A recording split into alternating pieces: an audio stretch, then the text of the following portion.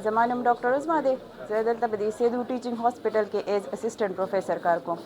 اوس موږ چې کوم دا کلینک روان کو بریسٹ کئیر کلینک، د دې مقصد خو زمونږ ډیر مقاصد دي.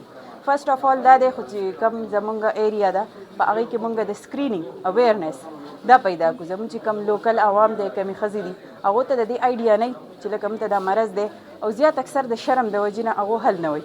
نو موږ به یو داسې ماحول هغو ته پرووایډ کړو، یو فیمیل والا ماحول به چې هغو راځي او ایزیلی موږ ته وایي او خپل هغه مسله چې هغه زموږ سره شیر کوي چې او ماته دا مسله ده، او موږ فیمیلز به د هغو هغه سکرینینګ کوو، د هغو ایگزامینیشن به کوو، بیا به هغو ته د معاینې هغه طریقه هم ښیو. هغې کې موږ یو ویډیو چلو چې هغو کې خپله معاینه به څنګه کوي، یو به ورته زموږ کسان یي هغو به ورته هم طریقه ښیي، بل زموږ فیمیل نور کسان به نو هغو سره به دا وي چې لکه ارلی ډیټیکشن به کېږي، نو ټول زر به پته لګي چې کله د بیمارۍ زر پته ولګي نو د هغې علاج هم بیا ممکن وي.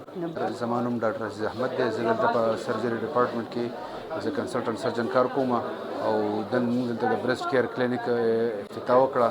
د بریسٹ کئیر کلینک باره کې دا خبره زه کول غواړم چې د بریسٹ کینسر یو ډېر عام کینسر دی. نن سبا په غټو کینسرونو کې دا ډېر خلک مري او بیماري ډېرې سیوا کېږي. د هغې باره کې موږ دا کلینک ولاو کړو چې د دې عام ولس ته هم د دې باره کې آګاهي میلاو شي او عام خلک راشي او دلته خپله معاینه وکړي. د دې بریسٹ کئیر کلینک یو زموږ مطلب دا دی چې موږ به پیرفریز ته ځو، موږ به د بي ایچ یو چې دي نور لوکل هیلث سنټرز دي هغې ته به زموږ ټیم ځي او د هغې به بریسٹ کینسر باره کې به موږ اویرنس کوو او چې د هغې زر تر زره پته ولګي او د چې څومره زر تشخیص وشي نو هغومره به بیماري زر د هغې علاج وشي. او دلته اوس زموږ سره په دې هسپتال کې دلته موږ میموګرافي مشین هم ولګوو چې دلته به یو کاله پورې د میموګرافي چې دی که فرض کړه چې ضرورت وي پکې د بریسټ ټیومر یا څه ماسي د هغې لپاره موږ میموګرافي کول غواړو، نو به بالکل فری کېږي د یو کاله پورې، او دا یو ډېر ښه انیشیټیو دی او موږ یې ویلکم کوو. زما نوم ډاکټر هنین دی.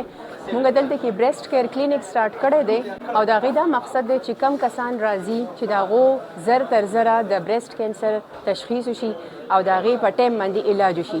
ولې دلته کې ډېر زیات خلک دی چې هغو په ټایم باندې نه راځي او هغو لکه هچکچاویږي چې هغو خپل معاینه وکړي.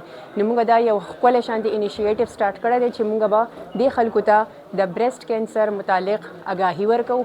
بل دا موږ به دوی ته طریقه ښایو چې تاسو به خپل په خپله باندې څنګه معلومات کوئ، تاسو به څنګه پته لګي چې زما په سینه کې غوټه شته که نشته. نو دې دپاره موږ دا یو ښه پروګرام سٹارټ کړی دی او دې نه به ټول ملاکنډ ډویژن او ټول د سوات خلک چې دې نه به فایده حاصلوي. او زموږ مخې ته دا هم مقصد دی چې موږ نورو ځایونو ته لاړ شو چې هلته کې موږ آګاهي پروګرامونه سٹارټ کړو انشاءالله.